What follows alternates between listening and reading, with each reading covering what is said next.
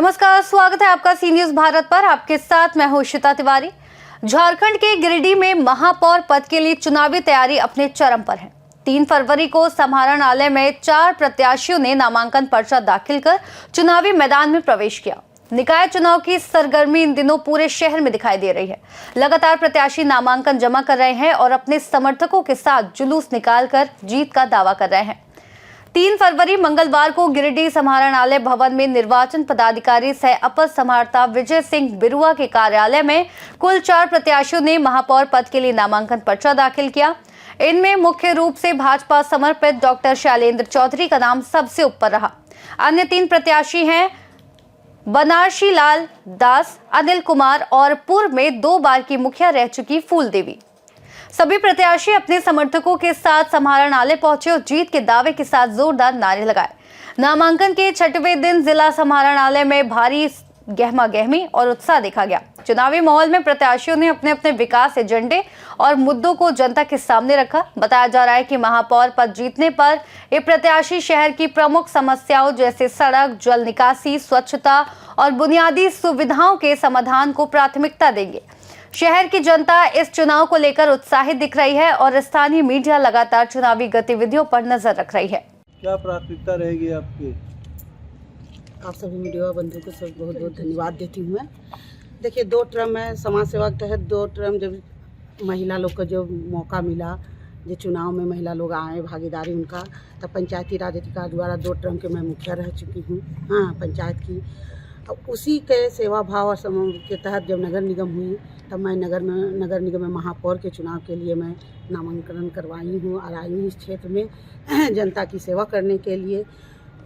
और मेरा पहला उद्देश्य है कि जो नया वार्ड लिया गया है नगर निगम क्षेत्र में, अभी विकास वहाँ तक नहीं पहुँची, लेकिन मेरा सर्वप्रथम रहेगा यदि मैं महापौर की चुनाव जीतूँगी तो सबसे पहला प्राथमिकता रहेगा कि जो नए वार्ड जुड़े हैं उन वार्ड में विकास लाने के लिए।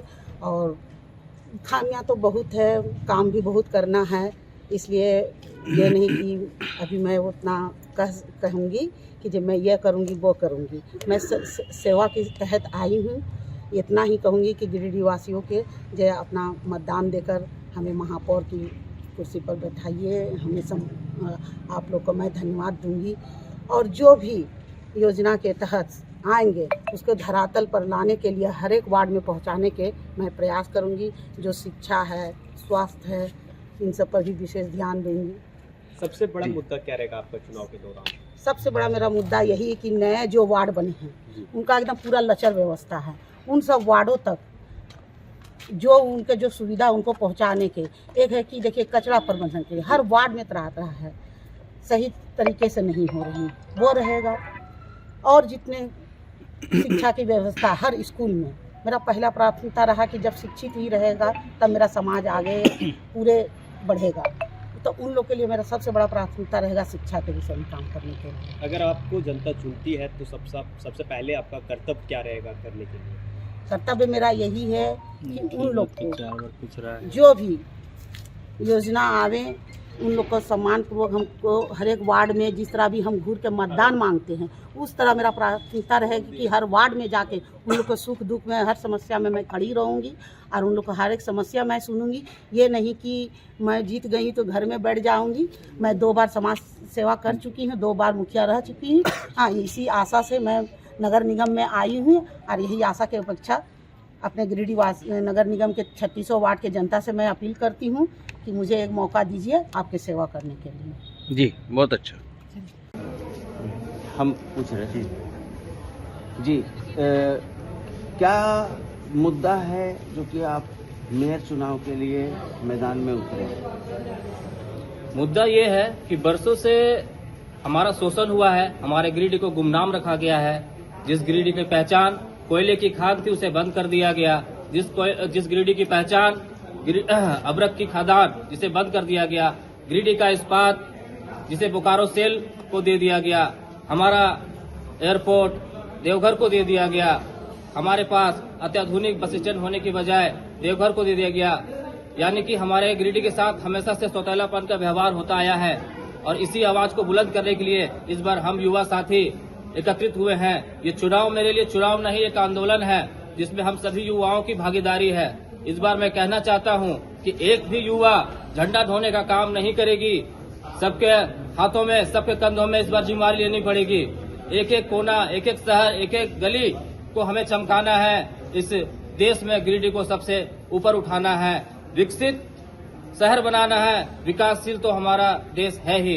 अभी गिरिडीह में सबसे बड़ा मुद्दा क्या है आपके नजर में? गिरिडीह में सबसे बड़ी मुद्दा जाम है। इसका कारण है शहर रोड की गति से माना जाता है, हमारी सड़क की वो रफ्तार नहीं है। बुलेट ट्रेन चल सके ऐसी रफ्तार सड़क होनी चाहिए। युवाएं, युवतियां, बुजुर्ग सुरक्षित चल सके, उनके लिए सुरक्षित फुटपाथ होनी चाहिए।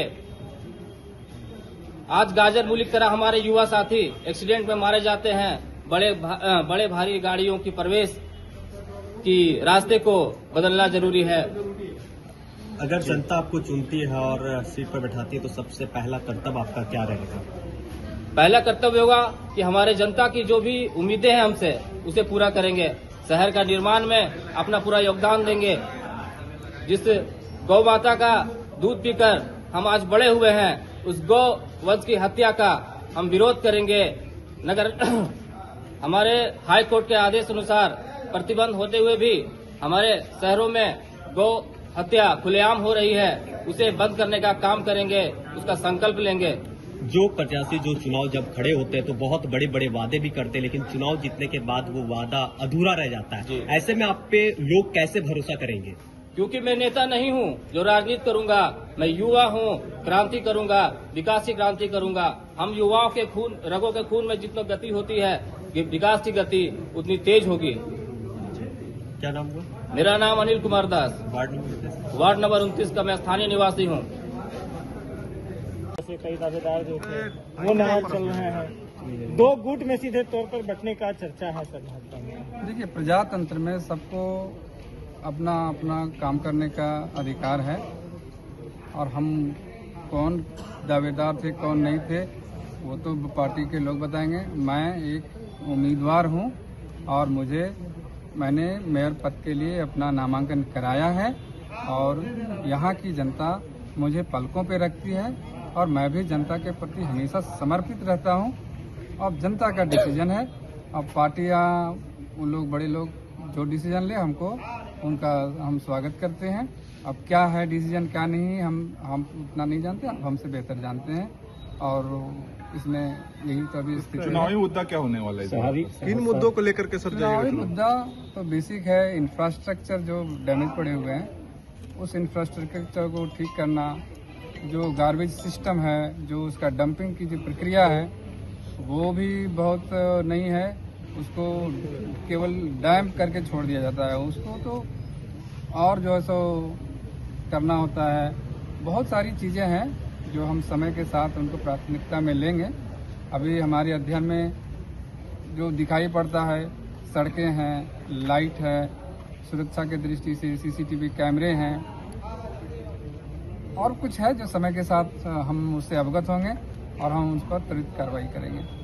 मुद्दा आपने तो बता दिया, लेकिन शहर में पेयजल की समस्या बहुत बड़ी समस्या है। कई वार्ड जो नए जुड़े हैं या पुराने वार्डों में भी वो पूर्ण रूप पर खंडोली जलाशय पर आश्रित है या फिर सीसीएल के पानी पर, क्या कहेंगे? देखिए, विकास एक सतत प्रक्रिया है। पहले के लोगों ने अच्छी व्यवस्था करके गया है और अब चूँकि जनसंख्या बढ़ गया और नगर निगम के एरिया भी बड़ा हो गया, इसलिए क्राइसिस हो रहा है। हम और जल स्रोत की व्यवस्था करने का सोचेंगे और जो यहाँ खदान पड़े हैं या बहुत सारे जैसे जगह हैं जहाँ से जल स्रोत निकाला जा सकता है, आने के बाद हम उसका अध्ययन करेंगे कहाँ कहाँ से निकाला जा सकता है।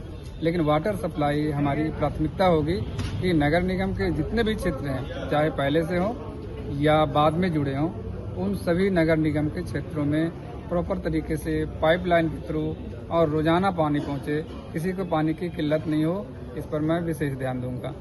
गिरिडीह से सीनियर संवाददाता अमित कुमार की रिपोर्ट। गिरिडीह महापौर चुनाव में प्रत्याशियों के बीच कड़ी टक्कर देखने को मिल सकती है। जनता की निगाहें अब नामांकन प्रक्रिया और आगामी मतदान पर टिकी हैं।